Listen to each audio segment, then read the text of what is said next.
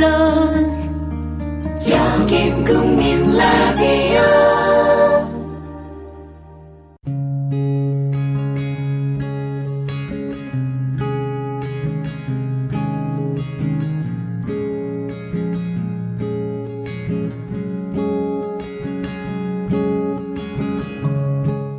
안녕하세요. 박상미의 공감 스토리텔링, 오늘 문 활짝 엽니다.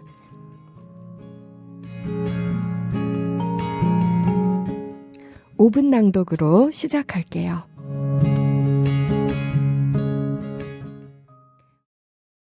덜어낸다는 것은 참 어려운 일이지요. 하지만 마음에도 소식이 필요합니다.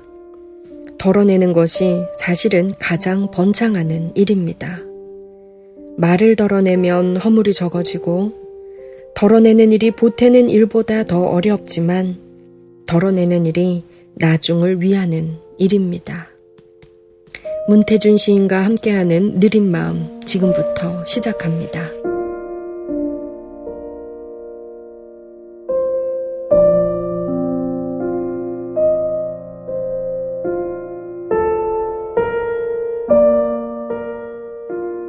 아름다운 주름 생각. 세상에 좋고 좋은 것들이 수두룩하지만 나는 유독 주름을 좋아합니다. 온몸에 주름 아닌 곳 있는지요? 모두 접힌 곳입니다. 주름이 많은 얼굴은 험상궂은 인상이 아닙니다. 특히 눈웃음이 만든 눈주름을 좋아합니다. 웃음을 끌어당긴 흔적이기 때문입니다. 웃는 일보다 운 적이 더 많은 사람에게도 눈주름이 있겠지요. 두 눈을 질끈 감고 눈물을 뚝뚝 흘리고 팔뚝으로 눈물을 훔치면서 울고 웃날의 흔적이 눈주름을 만들기도 합니다. 그러나 눈주름이 세필로 그린 듯 아름다운 얼굴은 더 많이 웃고 산 사람의 몫입니다. 금간 그릇에서 물이 조금씩 조금씩 새어나오듯 눈에서 웃음이 살짝살짝 번지고 흘러나와 완성된 눈주름은 고혹적입니다. 그렇게 가늘고 나무 뿌리처럼 뻗어나간 눈주름을 보면 아, 저희는 마음도 세월도 잘 만지셨구나. 저절로 부럽기도 합니다. 입가에 난 주름도 아름답기는 마찬가지입니다. 오물오물 맛있게 잘 먹었다는 뜻입니다. 딱딱한 것보다는 부드럽고 무르고 차진 것을 더 많이 먹었을 것입니다. 역시 웃음을 끌어당겼기 때문에 생겨났을 것입니다. 기차통을 삶아 먹은 듯 고함을 치거나 곧잘 토라지는 얼굴에는 입가주름이 자잘하게 생겨나지 않기 때문입니다.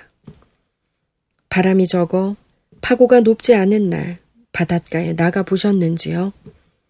한 겹 한 겹 접히며 들어오는 바닷물을 보셨는지요? 잘 웃고 살아서 만든 입가의 주름은 꼭 그런 고요한 바닷가로 밀려오는 낮고 순차적인 파도를 보는 듯 합니다. 무릎주름도 아름답기는 마찬가지입니다. 무릎주름은 잘 볼 수 없습니다. 대개 옷에 덮여있기 때문입니다. 마늘같이 생긴 무릎에 새겨진 주름을 보세요. 해와 달과 별과 모래밖에 본 일이 없는 낙타의 무릎 같습니다. 무수히 많은 너무나 먼 길을 걸어 다녔기 때문에 생긴 주름입니다. 쪼그려 앉거나 일어나 한참을 서 있다가 생겨난 것입니다.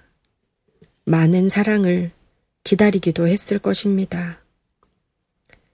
목주름을 숨기는 사람들도 많이 만났습니다. 스카프를 목에 감기도 합니다. 물론 나의 목이 칠면조의 목같이 되어버린다면 참을 수 없기도 할 것입니다. 그러나 목처럼 고역을 감당하는 몸도 없습니다. 꽃을 떠받든 꽃대 같은 것이 목입니다. 목은 주로 삼킵니다. 밥도 울분도 삼킵니다. 그러면서 목주름은 생겨납니다. 곁을 보거나 아래를 살펴주거나 위를 부러워하거나 뒤를 조심하면서 생겨난 것입니다. 얼마나 솔직한 것인지요. 주름을 펴려는 사람들이 많습니다. 그러나 주름은 막을 수 없습니다. 우리가 해변에 서서 밀려오는 잔파도를 두 손으로 막을 수 없는 것처럼 우리는 자꾸 웃는 쪽으로 나아갈 뿐입니다. 우리가 그렇게 이동하면 주름도 우리를 따라올 것입니다. 세월의 손때를 입은 주름은 항상 아름답게 반짝이는 것입니다. 깊은 강은 소리를 내지 않는다. 식당에서 점심을 먹고 나오니 길이 어느새 젖어 있습니다. 소낙비가 한 차례 지나간 것입니다. 찌개가 끓고 한 공기의 밥이 비워지는 동안 바깥에는 구름이 비를 몰고 와 부려놓고 갔습니다. 길가 풀잎에는 작은 물방울이 맺혀 있습니다. 나의 감각이 인식하지 못하는 동안에도 이 생명의 세계는 큰 바퀴처럼 굴러가는 것입니다. 나는 사무실로 돌아오며 작은 상점 앞을 지납니다. 상점에는 사람들이 들락거립니다. 어떤 이는 담배를 왼손에 쥐고 나오고 어떤 이는 음료수 한 병을 들고 나오며 잠깐 웃습니다. 행복한 얼굴입니다. 바로 옆은 생선을 구워 파는 생선구이 백반집입니다. 이 가게 아저씨는 흰 장갑을 끼고 종일 생선을 굽습니다. 연탄불에 생선의 등을 굽고 연탄불에 생선의 자른 배를 굽습니다. 생선이 익는 동안 아저씨는 잠깐 바깥을 바라봅니다. 손님이 많은 이 백반집은 늘 분주합니다. 한 상점과 한 음식점을 지나서 나는 사무실로 돌아옵니다. 사람들 속에 한 명의 사람이 되어 말을 주고받고 표정을 주고받으며 오후에 사무실로 돌아옵니다. 돌아오면서 나는 들락거림에 대해 생각합니다. 모든 것에는 안과 바깥이 있습니다. 모든 것에는 안에서 바깥으로, 바깥에서 안으로 오가는 작용이 있습니다.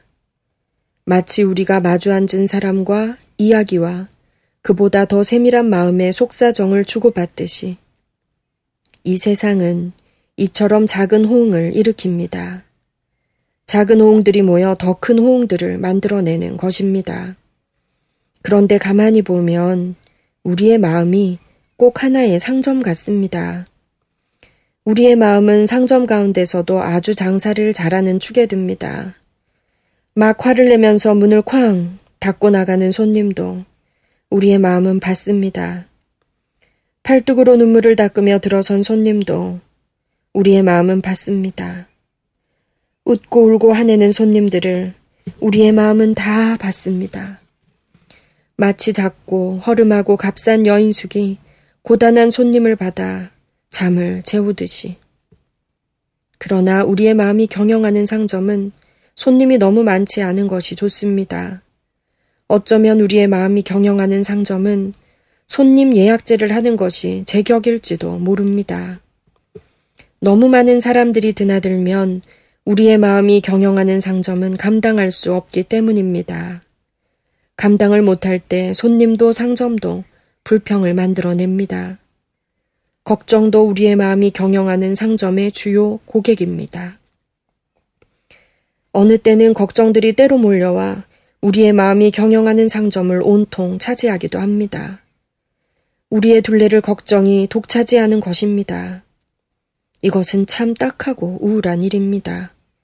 우리는 우리가 감당할 수 없는 걱정은 손사래를 치며 내보내야 합니다. 그렇지 않으면 병이 생길 것입니다. 쓸데없는 생각을 많이 하는 것도 좋지 않습니다. 벌어진 일은 이미 벌어진 일입니다. 오지 않은 일은 아직 오지 않은 일일 뿐입니다. 우리는 이것 또한 지나가리라 라는 마음으로 쓸데없는 걱정을 내보내야 합니다. 우리가 쓸데없는 걱정까지 안고 산다면 우리의 마음은 거대한 풍선처럼 되어버려 어느 순간 텅 터지고 말 것입니다. 그것은 우리가 바라는 결말이 아닙니다. 나는 가끔 큰 강을 보러 여행을 나섭니다. 새벽강은 얼마나 좋은지요. 부드럽고 가녀린 음성의 물 한 개가 강의 수면 위로 피어오르는 장면은 얼마나 멋있는지요. 물 한 개가 강의 수면을 쓰다듬는 장면은 어머니의 고운 손길 같습니다. 나는 큰 강의 말 없는 침묵을 사랑합니다. 깊은 강은 흐르되 소리가 없습니다. 심강무성이라 했습니다. 나는 이 말을 대학의 스승으로부터 들었습니다. 그분은 보리스 파스테르나크의 시 유명해진다 함은을 인용했습니다.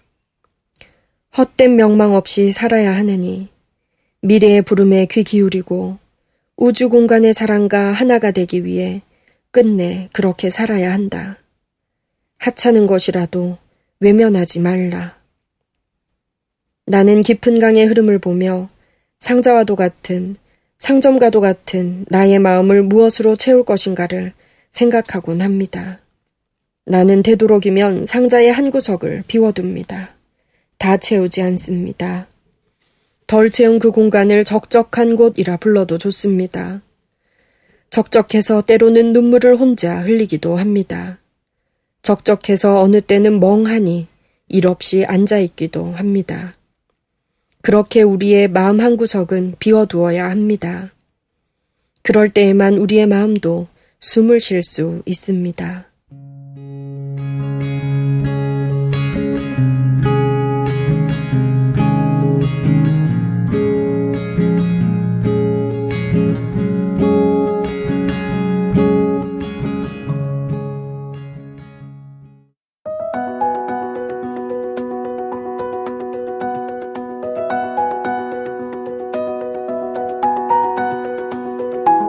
오늘은요, 정말 특별한 초대 손님 두 분 공감 스토리텔링에 모셨습니다.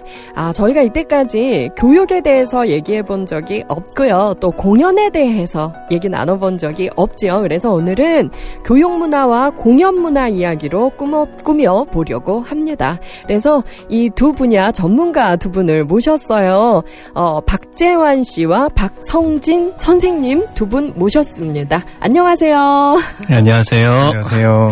반갑습니다. 저희가 또 사진 찍어서 올릴 것이긴 하지만, 네, 이 두 분, 우리 초대 손님들 중에서 아주 연소자에 속하십니다. 근데 이력도 아주 독특하시고, 네, 제가, 소개를 좀 드릴게요. 저희 박재환 선생님은요, 32살에 최연소 국회 상임위에서 또 비서관으로 오래 일을 하셨고요. 지금은 공연관광협회 정책국장님으로 계십니다. 제가 이분께는 한국의 공연문화가 또 세계적으로 또 힘을 얻으려면 우리 또 한류에서 아주 중요한 부분이기도 하죠. 어떤 노력이 필요하고 어떤 분위기가 조성되어야 하는가 좀 많이 여쭤보고 싶어서 모셨고요. 우리 박성진 선생님은요. 혁신학교 운동을 하고 계신 정교조 선생님이십니다. 요즘은 또 어떤 활동 하시는지 이야기 들어볼게요. 먼저 박재환 선생님. 안녕하세요. 반갑습니다. 야, 선생님 올해 연세가 어떻게 되시나요? 연세라기는 좀 올해 36입니다. 경력이 너무 화려하시고 너무 많은 일을 하셔서 저는 당연히 저보다 많으실 줄 알았는데, 네, 깜짝 놀랐습니다. 선생님 직접 지금 어떤 일 하고 계신지, 네, 이때까지 어떤 일을 하셨는지 잠깐 소개 부탁드립니다. 근데 아까 소개 중에, 네, 최연소 비서관 이런 얘기는 사실 제가 통계를 내보지 않아서 근데 당시에 제가 재직할 당시에 저보다 나이가 많은 비서관 분은 안 계시긴 하셨는데 역사적으로 보면 유시민 대표라든지 김영삼 전 대통령 같은 경우에 20대 때 국회에서 비서관 하셨기 때문에 역사적으로는 최연소는 아닐 것이고 그렇군요. 그리고 그 당시 제가 알던 분들 중엔 가장 어린 분이셨어요. 제가 만났던 분들 중에는 그런 것 같고요. 지금은 아까 말씀하셨다시피 공연관광협회에서 정책국장을 맡고 있고요. 한 2, 3년 전에는 이제 국회에서 문화상임위에서 일을 했었습니다. 네. 제가 또 한류 연구를 오래 하다 보니까 한국의 공연 예술이 한류의 아주 중요한 한 장르가 될 수 있겠다. 는 생각도 많이 했고요. 실제로 그러하고요. 그래서 이 분야 전문가 한 분을 모시고 우리 얘기를 좀 나누어 보았으면 좋겠다 생각했을 때 박재환 선생 가장 먼저 떠올라서 이 자리에 아주 어렵게 모셨습니다. 그래서 오늘 많은 얘기 듣고 싶고요. 우리 박성진 선생님께서는 제가 혁신학교 운동을 하고 계신 분이다. 혁신해보자라고 소개를 했는데요. 또 전교조 선생님이시기도 하고 또 글도 아주 많이 쓰시고 많은 일을 하시던데요. 선생님, 혁신학교 운동이 어떤 운동이라고 소개를 해야 할까요? 혁신학교 운동은 이제 말 그대로 학교를 한번 혁신해보자 하는 운동이죠.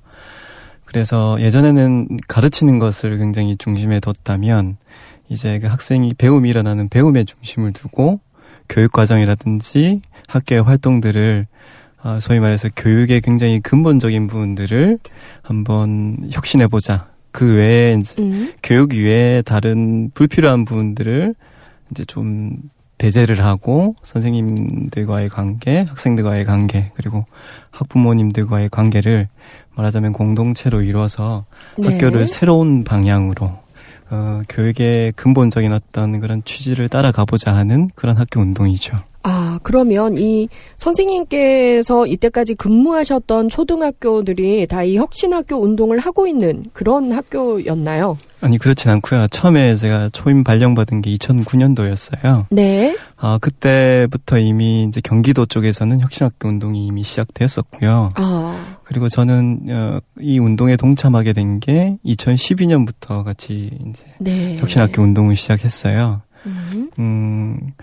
그래서 좀 경력은 제가 별로 없는 편이죠. 그리고 학교도 일반 학교를 한 3, 4년 정도 경험하고 지금까지 또 한 4년 정도를 혁신학교에 몸담고 있는 그런 상태입니다. 그럼 선생님께서 근무하시는 학교는 다른 초등학교들하고 분위기가 좀 다른가요? 네, 굉장히 일반적으로 작은 학교가 좀 가족적이긴 해요. 지금 학교 이름이 뭐죠? 강원도 고성의 아야진 초등학교라고. 아야진 초등학교? 네. 학생은 몇 명인가요? 학생은 전교생이 54명입니다. 야, 그러면 거기도 시인데, 시에서는 좀 작은 편에 속하는 학교겠어요. 고성은 군이고요. 네. 군이라서 이제 고성군 내 관내 학교가 15개, 14개 정도밖에 없어요. 그래서 제일 큰 학교의 규모도 그냥 일반 도시의 학교의 한 3분의 1 정도밖에 안 되고요. 그리고 또 학생들이 30명 이하인 학교들도 굉장히 많고. 그렇군요. 저희 나라의 학교 정책이 한 개의 면 단위의 한 개의 학교는 꼭 있어야 된다는 이런 정책이기 때문에.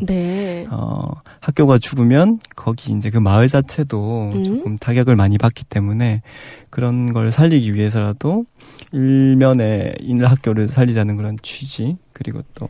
그렇군요. 그러면, 나의 자녀를 이 혁신학교 운동을 하는 선생님들이 교육하는 학교에 보내고 싶다라고 생각하면 주소지와 상관없이 그 학교에 보낼 수 있나요? 아니요, 저희 이제 초등학교 법상 일단 그 지역에 거주를 하셔야지만이 학생을 보낼 수가 있거든요. 네. 그렇습니다. 법상으로는. 그렇구나. 그러면 아야진 초등학교에 있는 선생님들이 다 이 운동에 참여하시는 건 아니고요. 전체적으로 학교의 방향이라든지 어떤 근본 철학에 대해서는 굉장히 많이 공감을 하고 있고, 근데 그 교실에서 실제로 가르치는 방법이라든지 이런 부분들은 각자 조금 다르겠죠. 그렇군요. 그러면 혁신학교 운동에 참여하고 있는 선생님들은 어느 정도 되실까요? 통계 수치로는 거기에 이제 낸다는 게 좀 부정확할 수 있는 게, 또 저마다 이렇게 그 학교 혁신 운동에 가담을 하고 있는 참여를 하고 있는 어떤 정도도 틀리고 일단 강원도 내에서는 학교가 지금 한 40군데 정도가 넘어요. 초등학교가. 규모도 작은 학교부터 큰 학교까지 규모가 각각 틀리고요. 다르고요.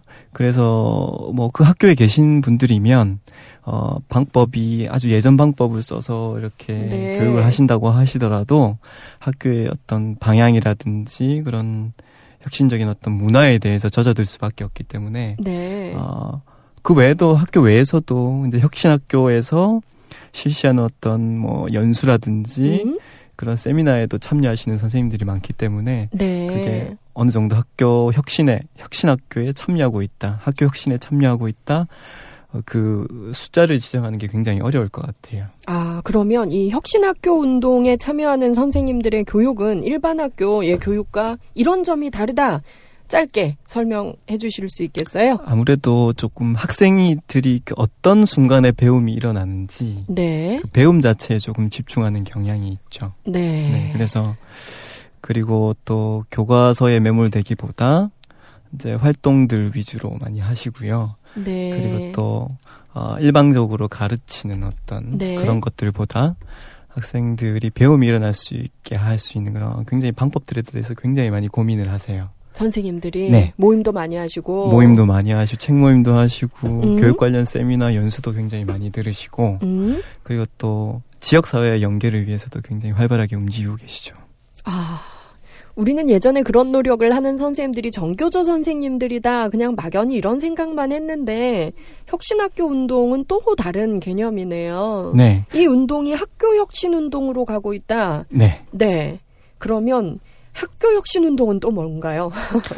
이제 그 똑같은 그 두 개의 단어가 네. 조합이 네. 뒤바뀐 거라고 생각하시면 그렇죠. 되는데 처음에는 이제 한 개의 학교를 가지고 혁신학교라고 이야기했던 최초의 운동은 네. 하나의 학교에서 어떤 교육의 본질을 찾아가보자 학교에서 시작했다고 하는 이야기라면 네. 이제 그 기간이 그러니까 혁신학교 운동이 굉장히 조금 시간이 많이 지났고 네. 저변이 많이 확대되었고 교육 정책도 혁신학교에서 했던 것들 좋은 것들이 많이 흡수가 됐어요. 일반 교육 정책에 네. 그리고 일반 학교에. 그래서 그러면 이제 한 학교를 바꾸는 것보다 좀 더 저변을 넓혀서 학교 자체를 혁신해보자. 네, 맞아. 이렇게 구태의연하고 오래된 것들을 좀 네. 배제를 하고 네. 그래서 좀 더 넓은 광의의 개념이라고 보시면 될 것 같아요. 그렇군요. 그러면 아이들이 하는 활동이 일반 학교들이랑 어떤 점이 특별히 다를까요? 일단 너무 공부를 안 시키는 건 아닐까?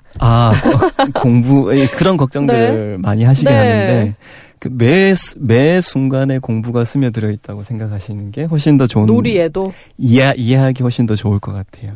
예전에 그러니까 기존의 학교 같은 경우에는 그 예를 들어 소풍이라든지 학교 행사 따로 학교 교육이 따로였어요. 그렇죠. 그래서 그러다 보니까 선생님이라든지 학교의 업무가 이중으로 늘어나고 네. 과중되는 그런 경향이 있었다면 이 혁신학교에서는 학교에서 일어나는 모든 활동들이 교육과 연계해서 유기적으로 한번 해보자는 그런 취지가 가장 우선하죠.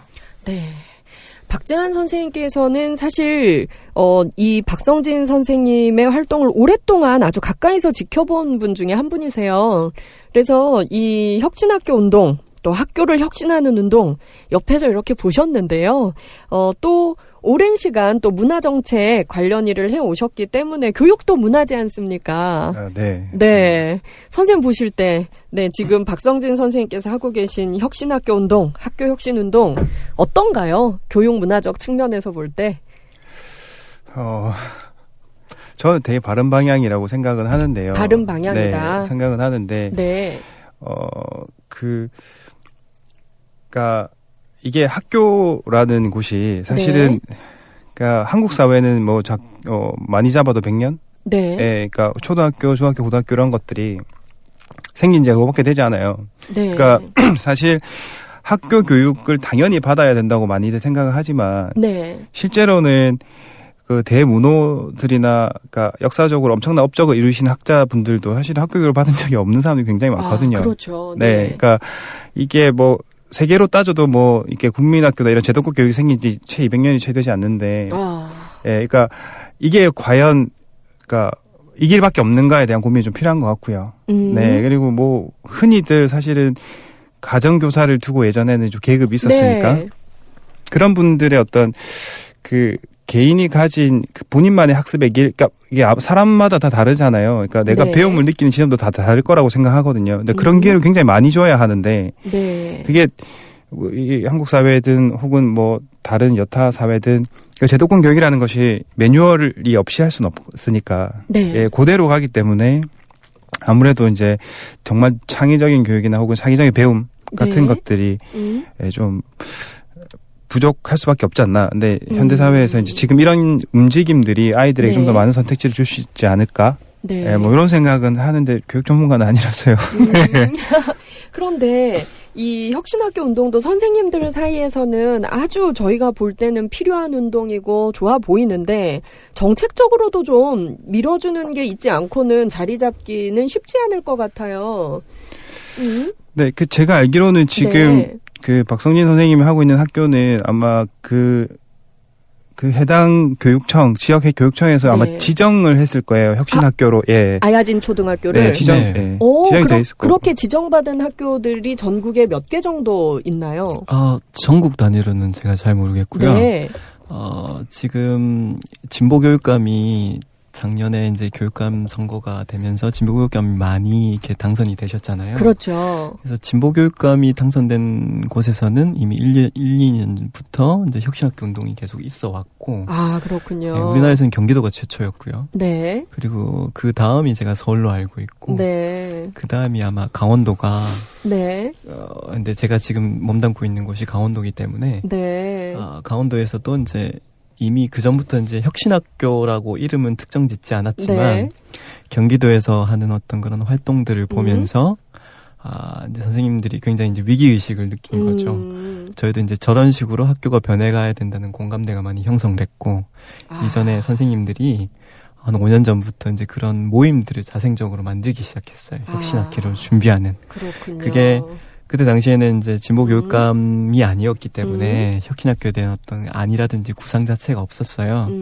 그런데도 불구하고 정교조 선생님들이 주축이 되어서 학교로 지정을 받지 못하더라도 선생님들이 모여서 미리 공부하는 모임을 통해서 이제 의도적으로 이렇게 한 학교를 지정해가지고 같이 내신을 내어서 들어간다면 네.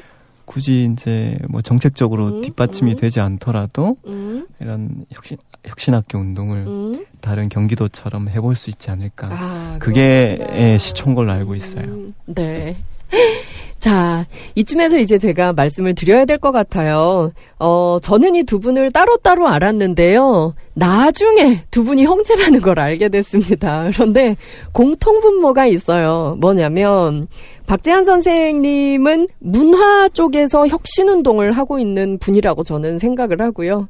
또 박성진 선생님은 교육계에서 혁신운동을 하고 계신 분이어서 뭔가 다른 형제, 이 형제를 초대해서 두 가지 측면의 이야기를 다 들어보자. 이게 오늘 저희 방송의 컨셉입니다. 자, 두 분의 목소리를 들어보면 박재한 선생님이 형 같을 것 같죠?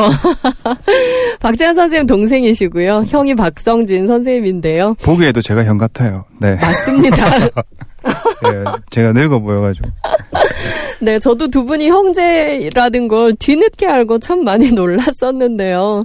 자, 이제 문화혁신 운동을 하고 계신, 저는 이분의 활동이 다 문화혁신, 운동의 한 일환이라고 생각이 들어요. 선생님, 우리나라 문화, 정책, 무엇이 문제인가요? 그 얘기 좀 듣고 싶습니다. 사실 거창하게 사실 문화혁신이라고 말씀을 하기에는 좀 부끄러운 측면이 있고요. 네. 사실은 한국 사회가 문화를 바라보는 시각에 대한 문제, 그리고 시각의 문제다. 네, 정부가 문화를 다루는 방법의 문제, 네. 이런 것들이 좀 있는데요. 일단은 뭐 일례로 들면 이게 문화라는 게 사실은 뭔가 되게 특정하기 어려운 범주예요. 그러니까 모든 것들이 문화가 될 수 있고, 예를 들면 그러니까 문화 산업이라고 우리가 통칭을 하면 이제 문화의 산업이 붙으면 그러니까 이걸로 부가가치를 창출해내야 되는데 그렇죠. 이제 이게 참 모호한 지점들이 많아요. 네. 그래서 그러니까 예를 들어 외국 사람들이 우리나라에 오는 이유 중에 아주 많은 부분이 뭐가 있냐면 밤새도록 술 먹고 노는 거래요. 네. 네, 이게 우리의 그냥 놀이 문화인 거예요. 근데 이거를 즐기러 사람들이 와서 소비를 하거든요. 그러니까 이거를 문화 산업으로 간주를 한단 말이에요. 그러면 우리가 어떻게 할까요? 그러면 더 놀고 잘 놀고 밤늦게까지 술 먹을 수 있도록 규제를 다 철폐해야 할까요? 네. 그러니까 사실 되게 딜레마가 많은 건데요. 그러네요. 그러니까 문화는 그 분야마다 그 삶의 결마다에 있는 다 독특한 문화들이 있는데 이런 것들 중에서 좀 산업화될 수 있는 것들만 묶어서 우리가 보통 문화라고 하죠. 뭐 예를 들면 공연, 뭐 공연 안에는 뮤지컬, 연극 이런 게 다 있을 거고, 그다음에 드라마, 영화, 그리고 게임. 네. 되게 무서운 이야기인데 사실 우리나라가 뭐 문화 그 산업 볼륨, 그러니까 예를 들어 문화 산업의 규모라고 네. 했을 때 매출 이렇게 얘기하잖아요. 어디가 제일 높을 것 같으세요? 공연 아닐까요? 제가 아는 문화 콘텐츠 중에는 게임이 1위라고 알고 있고요. 게임이 근데 압도적으로 이래요. 네. 한 90% 이상의 매출을 게임이 발생하거든요. 그렇죠. 그러니까 그런데 셧다운 막 이런 거 나오잖아요. 사실 네. 되게 어이없는 네. 거일 수 있거든요. 그러니까 셧다운이 잘못됐다는 게 아니라, 그러니까 이 문화의 특성과 본질을 좀 잘 이해하고, 네. 그러니까 뭐 살인사건 났다 그러면 다 게임 탓이고, 네. 사실은 이거는 아주 1차원적인, 그러니까 책임을 돌리는 것밖에, 관리 감독 잘못한 거죠. 예를 들면, 네. 군대에서 애들이 사람 쐈어요. 네. 그러면 게임 때문에 싸운 게 아니라, 그렇죠. 군대에서 관리를 잘못한 거거든요. 아. 그러니까 애들이 총 쏘는 게임에서 총 쏜다고. 그러니까 엄청 천박한 거거든요. 네. 그러니까 특히 이제 하나로 일례를 들면 요즘에 뭐 평론가님 잘 아시겠지만 메르스로 사실은 공연계가 확 줄어들었어요. 맞아요. 예, 이게 뭐 모이면 문제가 되니까 네. 우리나라 공연계가 엄청나게 얼어붙었다고요. 네. 그래서 정부에서 내놓은 이제 메르스 극복 대책안이 뭐냐면 네. 1+1이에요. 1+1. 지금, 네, 티켓 하나 사면 친구랑 네. 같이 가서 볼 수 있죠. 티켓 하나 사면 이제 티켓을 하나 더 줘요. 그렇죠. 그 돈을 이제 정부가 주거든요. 네. 이게 얼마나 멍청한 짓이냐면. 아, 그래요? 저는 좋은 정책이라고 생각했는데. 이게 얼마나 멍청한가 하면. 네. 이게 메르스로 피해를 입은 공연들을 골라낼 생각을 하지 않아요. 아. 네, 예를 들면, 이미 공연이 예정돼 있거나 비용을 지출한 공연 충분히 증빙할 수 있거든요. 네네. 이거 일종의 이렇게 볼 수 있어요. 천재지변이에요. 공연하는 사람 입장에서는. 네. 내가 퍼뜨린 거 아니잖아요. 그렇죠. 네, 그러니까 정부가 사실은 질병 관리를 잘못해서 이 메르스가 막 창궐을 한 거예요. 네. 그러면 이거에 대한 보전이 필요하잖아요. 그렇죠. 그럼 이 사람들이 필요한 건 경상배예요. 네. 그렇잖아요. 네. 예를 들면 뭐 대관료가 있거나 네. 혹은 배우들에게 기지출된 개런티가 있거나 네. 계약상 이런 것들 증빙하고 근데 우리가 공연을 못해서 이 네. 사태 때문에 이렇게 됐다. 그러네요. 그렇게 지원을 되는데 그거는 전례가 없어서 안 된대요. 아, 맞아. 메르스 사태 다 끝나고 요즘 올리는 그렇죠. 연극들도 다 1+1이에요. 네. 근데 이 1+1이 뭐가 문제냐면 네. 자, 1+1을 한대요. 1인당 4장을 살 수 있어요. 네. 총 2장을 살 수 있어요. 네. 자, 이거 사요. 그리고 이제 2명을 더 데리고 온단 말이죠. 그러면 네. 이 2명의 티켓은 정부가 주는 거거든요. 골자는 이래요. 네. 언뜻 보면 공연 보러 가는 사람 되게 많을 수 있겠다 싶어요. 네.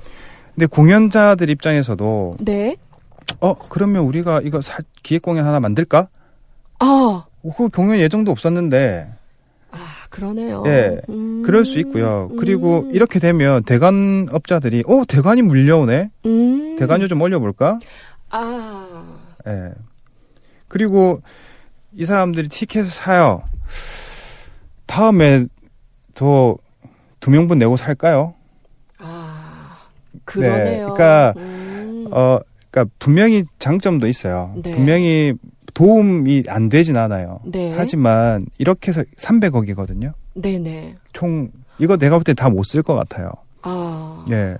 300명이 보려면 네. 50만이 공연을 봐야 돼요. 아유, 그러네요. 이게 시행 시점이 8월 말인가로 기억을 하거든요. 그러면 4개월 안에 지금 50만 명이 이 티켓을 돈 주고 사야 돼요. 네네. 그리고 그걸 어디서만 예매가 가능하느냐? 네. 인터파크에서만 가능해요. 네. 예, 인터파크 수수료 많이 먹어요. 네. 예. 공연사들은 그래 봐야 뭐 크게 없단 말이죠. 네. 그러니까 이런 것들, 그러니까 여기가 재난을 당했어. 그러면 집이 무너졌으면 네. 집을 줘줘야 되고, 네. 예. 예를 들어 집기가 날랐으면 집기를 사줘야 돼요. 그러네요. 네. 근데 티켓 준대요. 아. 예. 국민들한테 티켓 많이 사래요. 네네. 예. 이게 말이 됩니까? 야, 이렇게 문화를 바라보는 측면도 정책 전문가가 볼 때는 이렇게 다르군요. 그렇구나. 저는 1+1이 참 좋은 아이템이다라고 생각했고 도움이 되겠다라고 생각했는데 그 이면은 정말 다른. 그러니까 이를테면 네. 이런 거예요. 네. 이거 아는 사람이 몇 명이나 될까 저는 조금 의심스러운데 공연을 네. 늘 보는 사람은 알아요. 공연을 자주 보러 가는 사람들은 네네. 뭐 원 플러스 원 하면 좋다고 가죠. 그렇죠. 근데 실제로 만약에 이런 방식으로 공연계를 네. 지원해 줄 거였으면 네. 공연을 보는 사람들 시장을 확대해 주는 게 맞아요. 아, 그러려면 어떻게 해야 하나요? 안 보는 사람들 볼 수 있게 해줘야죠. 안 보는 사람들을. 그럼요. 그러니까 네. 공연을 티켓을 사는 사람들 이미 공연을 보는데 익숙한 사람들이에요. 늘 보던 사람들이 그냥 50% 그렇죠. 네. 디스카운트 받는 격밖에 네. 되지 않나요? 그리고 제가 이게 왜 외산을 잘 다 못 쓸 것 같다라고 생각을 네네. 하냐면 처음에는 이제 이 대형 공연들한테는 제한을 했어요. 네. 예를 들면 티켓 가격이 5만 원 이하만 이 프로젝트, 그러니까 원 플러스 원에 참여할 수 있는 자격이 주어졌어요. 아. 근데 이게 또 7만 원으로 늘어나더라고요. 네. 그러면 10만 원씩 하는 대형 뮤지컬들이 네. 특가로 7만 원 내리면 여기에 가능한 거예요. 아, 그렇군요. 네, 걔들이 그 사람들이 뭐 했는데요. 그 사람들이 뭐 대관료를 냈어요, 뭐 했어요. 이 기간에 그냥 공연 열면 끝인 거예요. 아. 라이센스 갖고 와서. 예. 그 사람들이 잘못됐다는 게 아니라, 네. 그러니까 예를 들어 공연계가 그러니까 메르스 때문에 침체가 됐으면 네. 피해를 적확하게 알아내서 그 피해를 복구해주고, 그리고 이 티켓으로 많은 사람들에게 시장을 네. 확대한다면 네. 오히려 볼 수 있는 기회를 확대해주는 게 맞죠. 예를 들면 지역 같은 데서 보기 힘들잖아요. 맞아요. 극단 엄대들 많아요. 맞아요. 그런 사업이 없진 않아요. 네. 없진 않아요. 근데 이런 것들을 좀 더 대규모로, 네. 예, 좀 더 적극적으로 자주 아. 좋은 공연들 많이 내려갈 수 있게. 많이 내려가서 그걸 접하지 못하던 사람들이 그럼요. 새로운 네. 소비자가 될 수 있는 네. 장을 열어줘야 되는 거군요. 그러니까 제가 볼 때는 그런 아. 방향으로 가야 되는 거. 이건 네. 되게 이건 공연에만 국한된 문제고요. 네. 그러니까 이렇게 봤을 때 사실은 한국 사회가 공연을 바라보는 시각이 아주 천박하구나라는 생각을 많이, 한국 사회, 네. 말을 좀 제가 잘못한 것 같은데요. 아닙니다. 한국 사회는 아니고 한국 정부가요. 정부가. 네. 그러니까 저도 이제 정부와 관련된 사업들을 네. 협회에 속해 있으면서 많이 해서 네, 그렇죠. 미운털이 바뀔지 모르겠지만 그래도 뭐 할 말은 해야 되는 거니까. 네, 우리나라 문화 전반의 발전을 위해서. 네. 그렇게 보면 조금 시각을 달리 해야 되는 게 아닌가. 그리고 그러니까 건강하게 좀 키우려면 네. 대한민국 문화 콘텐츠 중에 굉장히 경쟁력이 콘텐츠들이 있어요. 네, 그러니까 어떤 이런 걸까요? 것들 뭐 이를테면 뭐 제가 몸담고 있는 그 협회에서 관장하는 넘버벌 뮤지컬이라든지 난타를 위시로 한 네. 그런 무언극의 분야.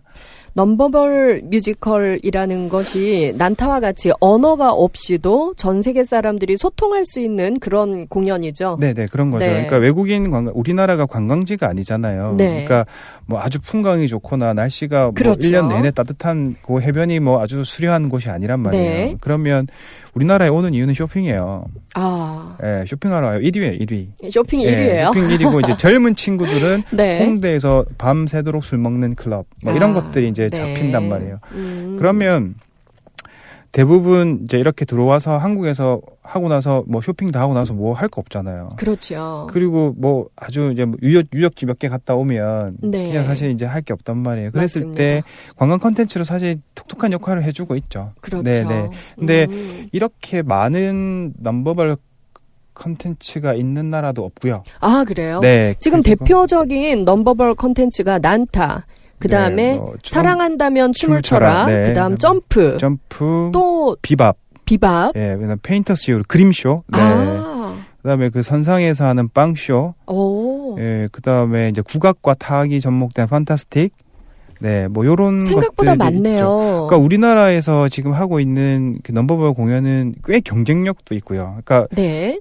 우리나라 제일 잘 만든다고 할 수 있어요, 사실. 저 네. 작년에 상하이에서 이 넘버벌 퍼포먼스 공연하는데 취재를 갔었는데요. 중국인들이 열광하는 거 보고 굉장히 놀랐습니다. 한국 사람들보다도 훨씬 우리 공연을 좋아하더라고요. 아무래도 중국 사회는 좀 아무래도 아시아 쪽 국가들이 네. 아직까지 이제 그렇게 세련된 공연들 잘 본 적이 없고, 그렇죠.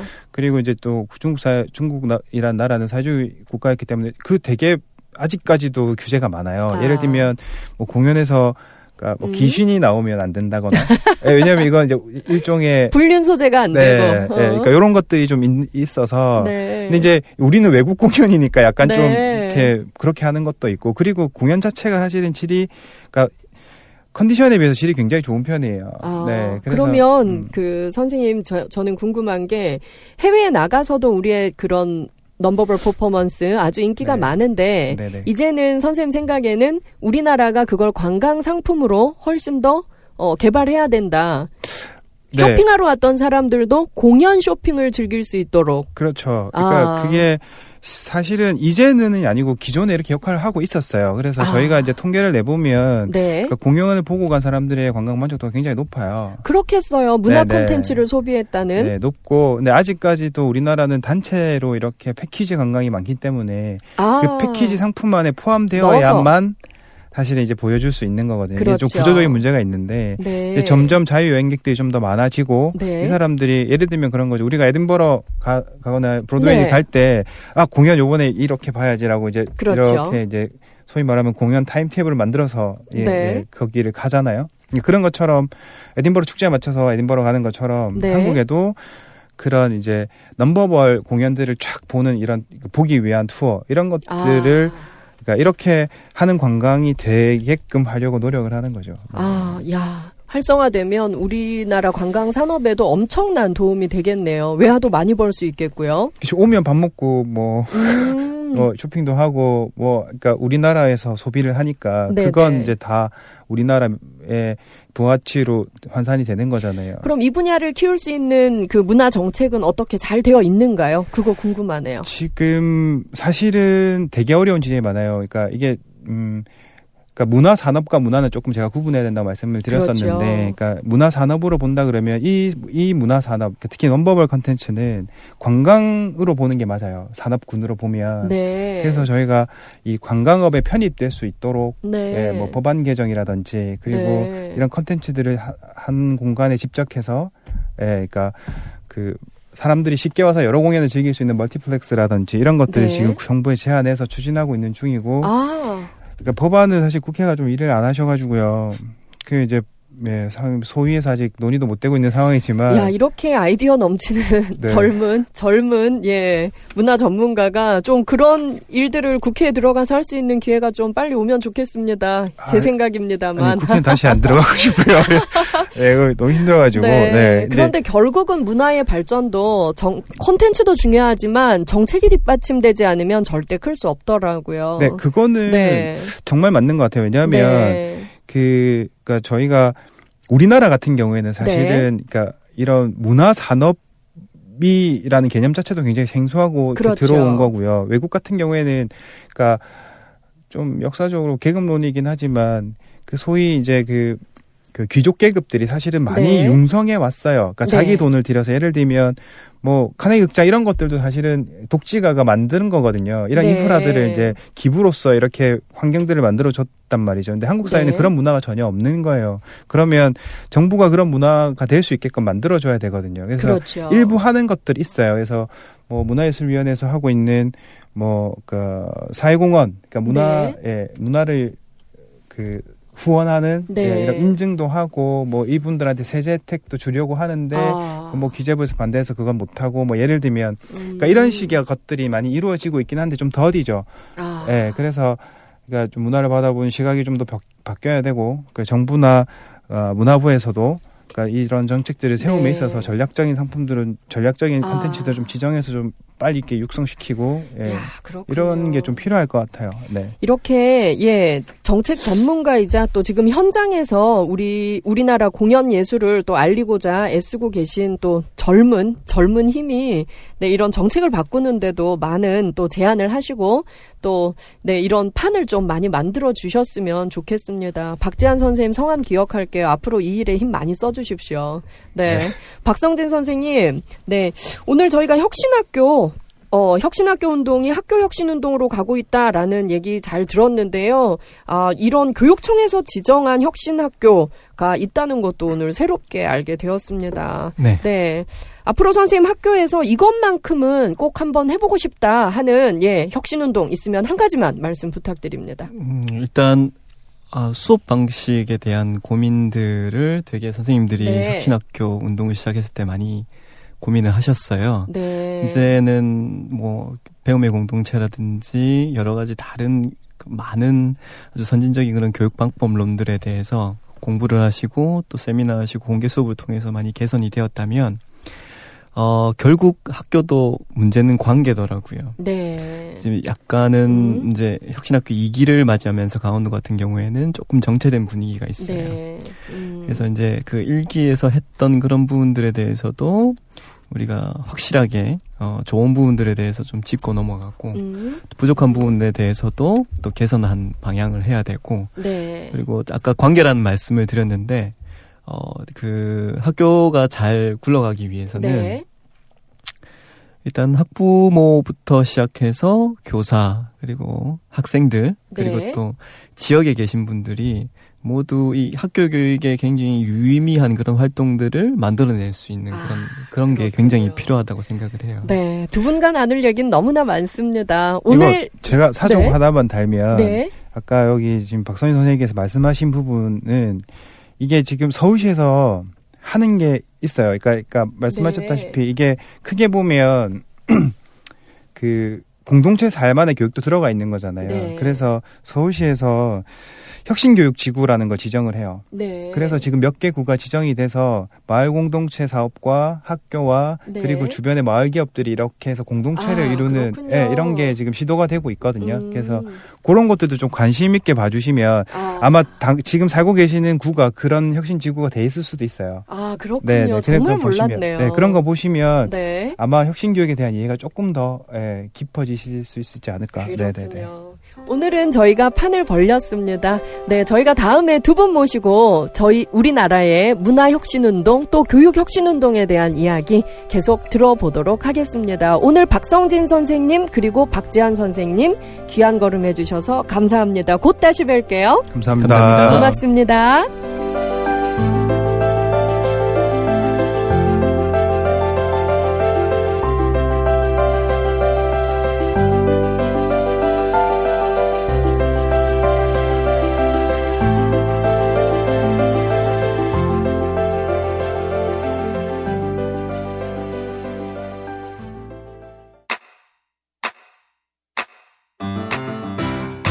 국민 라디오 지지하는 4가지 방법 아시나요?